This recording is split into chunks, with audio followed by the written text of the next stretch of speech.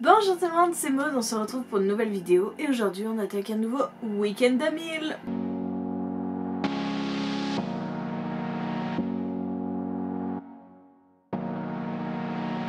Nous sommes vendredi 15 avril, vous m'excuserez cette magnifique lumière très jaune. Mais bon, il est 21h15 et en fait j'ai appris seulement à 20h15, donc il y a une heure, que c'était le week-end à 1000. Donc je n'avais absolument pas prévu de tourner, rien du tout. Et puis je me suis dit, allez, c'est le week-end à 1000. Il n'y en a qu'un par saison. Faut en profiter, il faut le faire. Mais clairement, j'ai vraiment un rythme tout pourri de lecture. Et vous allez sûrement entendre Lionel puisque mon micro, bien sûr, j'ai plus de micro. Et donc...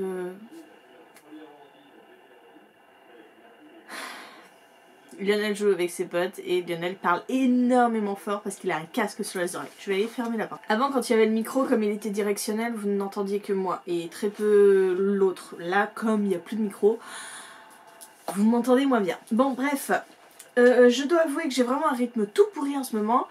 C'est-à-dire que, en fait, dimanche dernier, j'ai commencé celui-ci. Je ne l'ai pas encore fini. Et il y a à peu près 2 semaines, je pense.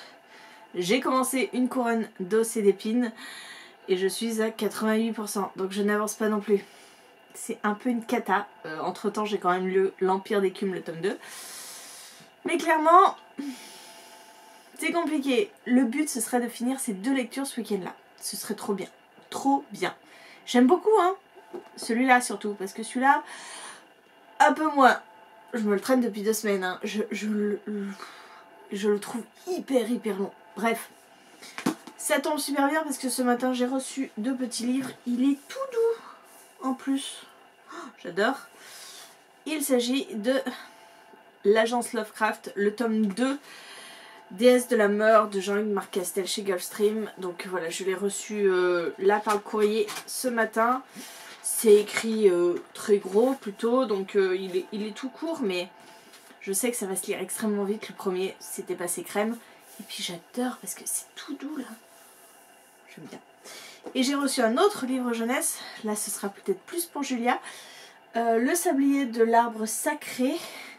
Et là, comment vous dire que c'est compliqué de faire plus gros. Hein. Donc, clairement, des livres pour le week-end à 1000. Est-ce que j'aurai le temps de les lire? Je ne sais pas. On verra. Et puis, bon, j'ai des graphiques sous la main, j'ai quelques petits trucs de la bibliothèque, donc ça devrait bien se passer.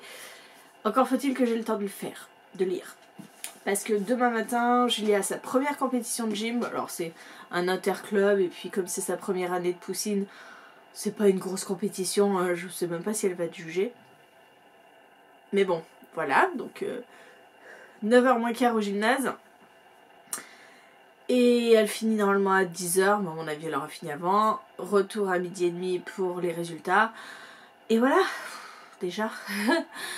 Donc voilà, le samedi matin va déjà être bien rempli. On a un gars qui vient aussi parce qu'on a énormément de guêpes. On n'arrive pas à profiter de l'extérieur parce que y a des guêpes partout. À mon avis, sous le toit, mais il doit y avoir des nids qui se sont cassés la gueule parce que ça fait 2 jours qu'elle tourne. Et mais c'est hallucinant quoi. Hier... je suis à peine sortie et j'ai vu qu'il y en avait partout. Je suis vite rentrée, j'en avais une dans les cheveux.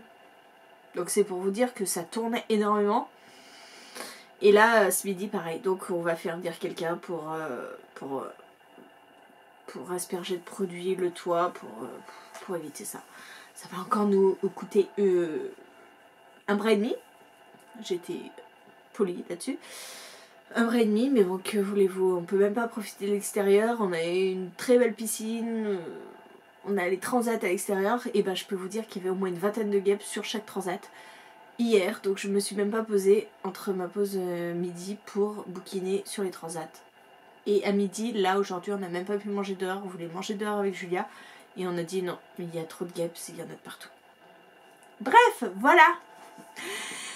Une longue introduction de 5 minutes pour vous dire ce que j'allais lire. Et ce soir avec Julia on regarde Masked Singer jusqu'à un horaire raisonnable parce que demain il y a compète. Mais on va essayer d'avancer, mais à mon avis ce soir je vais rien lire.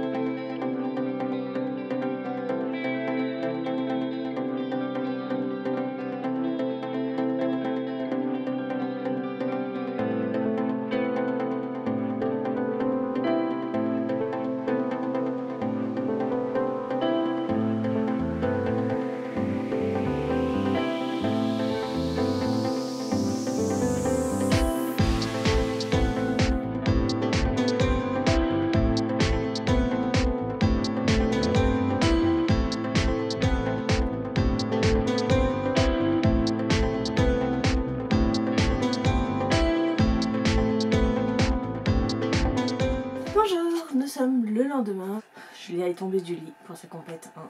Bizarrement, à l'école, elle se lève jamais si tôt.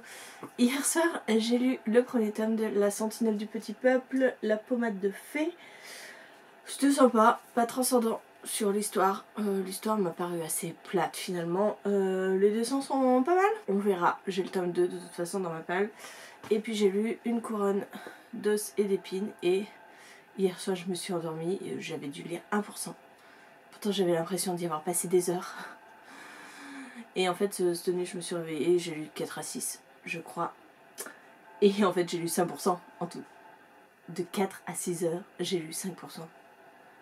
Non mais c'est hallucinant comme cette lecture me paraît immensément longue. Et pourtant, je suis sûre que si je regarde dans les stats, je suis à 3 heures de lecture. C'est pas possible, je crois qu'elle déconne ma liseuse parce que c'est pas possible que j'ai lu que 3 heures sur ce livre. J'ai l'impression d'y passer ma vie.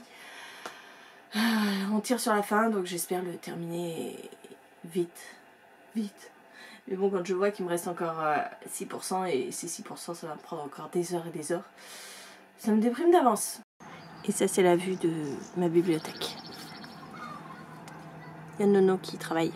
Nono, c'est le robot.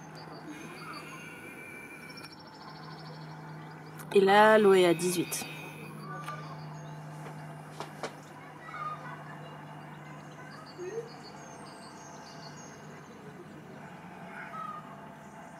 L'olivier, il a pas aimé qu'on le déplante et le replante. Il est tout sec.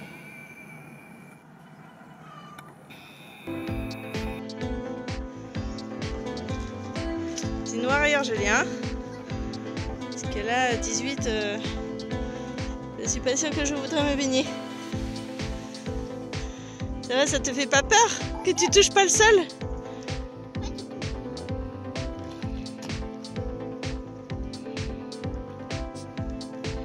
T'es trop forte. Première baignade dans la piscine. Moi, je sais pas si je pourrais. Hein. Il est 16h11 et je viens de terminer Quand vient la Horde de Aurélie Luong chez Scrinéo. J'ai lu 211 pages de ce livre et la fin est assez violente. On parle de dark fantasy.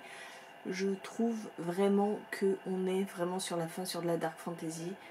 On y était un petit peu au début aussi, mais cette fin, ouais, totalement dark fantasy avec des trucs très gore, des scènes assez violentes, mais surtout des rebondissements auxquels je ne m'attendais pas. En fait, on a quelque chose dans ce roman où on va être donc avec Ivan qui est kidnappé et emmené dans la horde de la putain blanche. Alors déjà, le terme putain blanche m'hérissait un petit peu le poil, mais en fait on comprend que c'est elle qui s'est nommée comme ça pour se punir, on va dire. Voilà, parce que c'est complètement l'opposé de ce qu'elle est. Elle est loin d'être une putain, mais voilà, pour voilà, se flageller, on va dire. Ivan va se faire kidnapper par la horde et amener devant la putain blanche qui lui apprend qu'il est peut-être le fils d'une très grande personnalité et qu'elle va l'utiliser pour récupérer de son côté sa petite sœur qui a disparu depuis des années et qui est aux mains de cette personnalité qui serait le père d'Ivan. Et Ivan va faire son petit bonhomme de chemin dans la horde. Il va commencer à gagner du galon, à se faire des amis dans cette horde. Il va se battre avec eux et il va tisser des liens clairement avec tous ces personnages hors du commun qui constituent la horde. Et ça a été une très bonne lecture, franchement.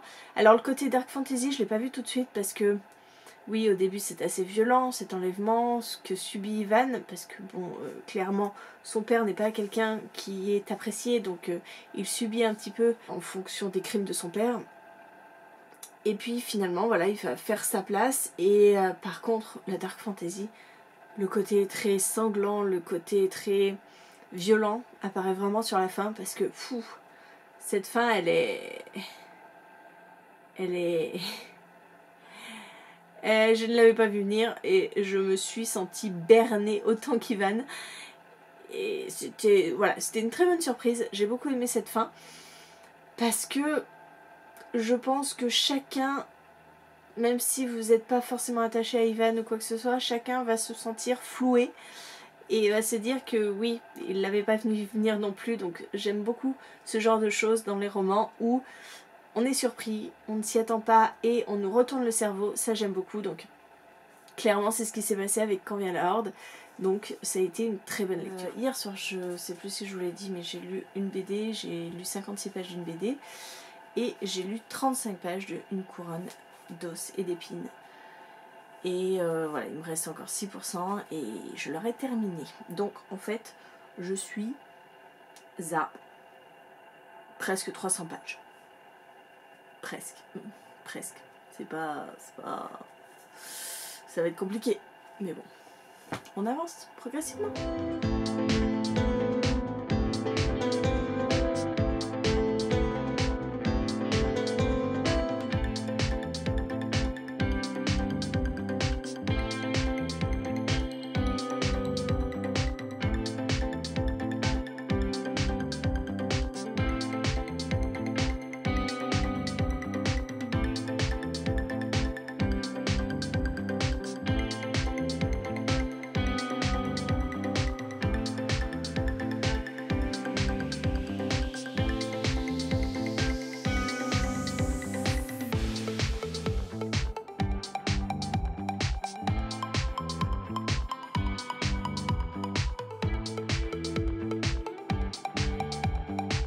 Bonjour, nous sommes dimanche, il est 10h30, on vient de finir la chasse aux œufs avec Julia, voilà, on l'a fait le matin, c'est plus simple, elle est trop patiente, elle reste dans sa chambre en attendant que les cloches passent. Donc. Hier soir, j'ai lu L'Atelier des sorciers, le tome 7, donc je rajoute 171 pages à mon challenge. J'ai également terminé Une couronne d'os et d'épines, bon ça je vous en avais parlé déjà. Et ce matin, j'ai attaqué Galante. Oui, pas du tout un des livres que je vous avais parlé au préalable. Oui, parce que je me suis dit Galante, c'est quand même une lecture qui peut être parfaite pour un week-end à 1000. On a des pages entières de textes rapides à lire. Je crois que c'est tiré du journal de la mère de l'héroïne. Et voilà, j'ai lu 33 pages pour l'instant. Donc je n'ai absolument pas fait le compte de ce que j'ai lu pour l'instant, mais ça doit pas aller bien loin.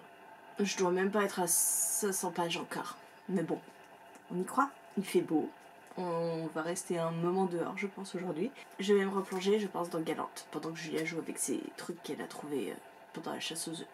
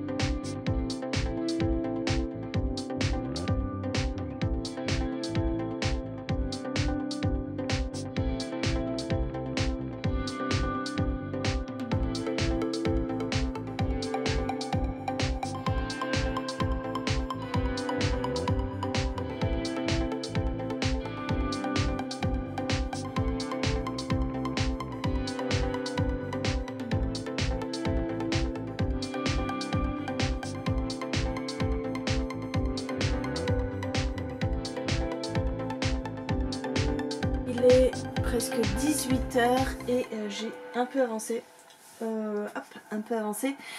Dans Galante, j'ai eu 142 pages. J'aime bien pour l'instant. C'est très mystérieux. Mais bon, 142 pages ne me font pas me faire arriver à 1000. Clairement, je viens de faire le bilan et je suis donc à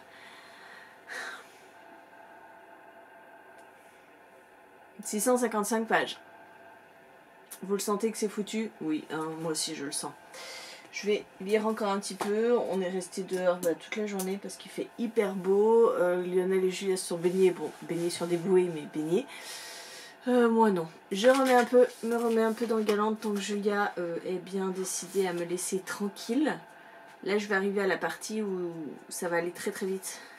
Vous voyez, dans ça là, c'est-à-dire dans 20 pages, ouais, dans 30 pages, j'arrive à une partie où tout ça, il n'y a que quelques phrases. Voilà. Donc je peux facilement aller jusqu'à la page 221 sans trop de soucis. Bonjour, nous sommes lundi, il est 9h08 et je reviens pour vous parler du week-end d'Abil qui s'est terminé hier soir à minuit. J'ai bien avancé dans Galante, je l'ai quasiment terminé. Je suis arrivée page 271, mais inutile de vous dire que ça n'a pas suffi pour finir ce week-end à 1000 et lire 1000 pages. Du coup, je suis arrivée à 784 pages. Donc, le week-end à 1000 est perdu. Hey! Non, ce n'est pas encore fini. On est toujours lundi et 13h39 et je viens de finir Galante. Je me suis dit que comme je galère pour faire les points lecture parce que j'ai beaucoup trop de livres, j'allais vous faire mon avis en point lecture dans ce vlog. Comme ça, il est lu, on n'en parle plus. Donc, Galante, c'est l'histoire de Olivia qui a été déposée sur la marche d'un orphelinat et un jour, elle va recevoir une lettre de son oncle qui lui dit que sa place est à Galante, qu'elle a de la famille là-bas et qu'il faut qu'elle y retourne. Sauf que Olivia, depuis qu'elle est toute petite, elle ne parle pas, elle est muette. Et elle a seulement une chose qui lui appartient, c'est le journal de sa mère. Et dans le journal de sa mère, il est bien indiqué de ne jamais aller à Galante. Jusqu'à maintenant, elle ne savait pas ce qu'était Galante. Elle apprend que c'est un lieu et qu'il ne faut pas qu'elle y aille, sauf que on va l'envoyer de force. Hein. Clairement, l'orphelinat n'a pas envie de s'encombrer d'une enfant qui a une famille. Elle arrive à Galante et la particularité d'Olivia, c'est qu'elle voit les ghouls, ces sortes de fantômes qui traînent un petit peu partout, dans tous les lieux. Elle va se rendre compte que Galante est quand même en veille de ghouls. Et il va y avoir toute une histoire avec son cousin et un autre Galante, un mur qui est au fond du jardin. Bref, j'ai beaucoup aimé. Beaucoup, beaucoup, beaucoup. Ça se lit extrêmement vite, c'est très addictif. C'était une super lecture. J'ai beaucoup aimé ces passages avec des dessins, voilà, qui font partie du journal de sa mère. On a des passages entiers qu'avec les discours de sa mère, les dessins. Et c'était très sympa. Ça agrémente hyper bien le récit. Et puis voilà, cette histoire de ghouls, de fantômes, de vie, de mort était palpitant. J'ai beaucoup aimé. Et j'ai trouvé ça quand même pas mal original. C'était sympa. Franchement, une très bonne lecture. J'ai apprécié. Et du point de vue d'une couronne d'os et d'épines, je vous l'ai déjà dit, c'était long à mourir. C'était... En fait, c'est un roman qui se passe sur une très longue période. C'est-à-dire qu'on prend l'héroïne à ses 11 ans, il me semble, et qu'on la suit. Neyla, on la suit jusqu'à, alors c'est pas clairement dit jusqu'à quel âge, mais je crois que le dernier point c'est 25 ans après la prise de règne de quelqu'un. Et ce quelqu'un, on le suit aux côtés de Neyla quand elle a quoi, 18-20 ans, un truc comme ça. Donc elle doit avoir 40-45 ans à la fin de ce roman, donc de 11 ans à 45 ans. Il se passe énormément de choses. C'est pareil, Neyla va être durement touchée par la vie. J'avais un peu de mal, clairement, parce que je trouvais ça extrêmement long. C'est un roman de cour, donc on est de nouveau dans une cour avec les manigances habituelles, avec les rois qui utilisent sans vergogne les gens, les alliances entre les royaumes. Pourtant, j'aime bien tout ce qui est stratégique et tout, mais ça m'a trop fait penser encore une fois aux Fleurs de Caux, et je me suis dit, mais deux romans qui ont quelque chose d'assez similaire. Dans les finalistes du Plib, voilà, j'ai pas particulièrement aimé Fleur de Co. Je pense que j'ai plus apprécié une couronne d'os et d'épines parce que au final c'est plus complexe. Il y a quand même vachement plus de choses que dans Fleur de Co qui est très introductif. Là on est dans un roman complet puisque je vous dis on voit la vie entière de Neyla. Du moment où elle apprend qu'elle est porteuse du sang sombre, c'est-à-dire qu'elle va devoir partir à la cour et devenir un corbeau. Ces femmes qui sont stériles, qui ne peuvent pas donner d'enfants et qui deviennent les conseillères des rois. Neyla va être choisie pour être l'héritière de la reine corbeau, donc être au plus haut du royaume, sauf que ces plans vont être complètement remis en question par la femme du roi actuel qui va développer quelque chose, une stratégie pour renverser tout le monde. Bref, en soi c'est assez complexe. Il y a pas mal d'actions, il y a pas mal de rebondissements. Mais alors je sais pas si c'est le style, je sais pas si c'est de rester sur des détails, si c'est les longueurs, mais j'ai trouvé ce livre infiniment long. Et il m'a fait 2 semaines quoi. Et 2 semaines pour 658 pages l'ebook je crois. C'était long. C'était très long. Après j'ai fini par m'attacher à certains personnages. Bon Neyla, moi j'arrive pas à la comprendre. Clairement j'arrive pas à la comprendre. On parle d'un roman féministe, mais en quoi il est féministe puisque cette femme utilise le sexe pour essayer d'arriver à ses fins, pour se faire des alliances. Sauf que c'est du sexe contraint. Hein. Elle est complètement horripilée par la personne avec qui elle est obligée de coucher. C'est un viol. Hein. Elle se fait violer à chaque fois qu'il en a envie. Et c'est pareil, comment on peut parler d'un roman féministe quand la virginité de cette femme est portée aux enchères et qu'elle perd sa virginité par un homme qui a payé pour lui prendre sa virginité. Non, c'est pas féministe pour un sou. Non. Voilà, Neyla est pas un personnage que j'ai forcément aimé parce que je n'ai pas aimé sa relation qu'elle a avec son corps. Je n'ai pas aimé le fait qu'on la prend pour une femme forte, sauf que bah non, t'es pas une femme forte à te faire violer dans tous les sens, non, tu dis non, et puis c'est tout. Voilà, moi j'ai pas trouvé ça, j'ai trouvé ça malsain, voilà. Les relations qu'elle a avec les hommes, c'est malsain.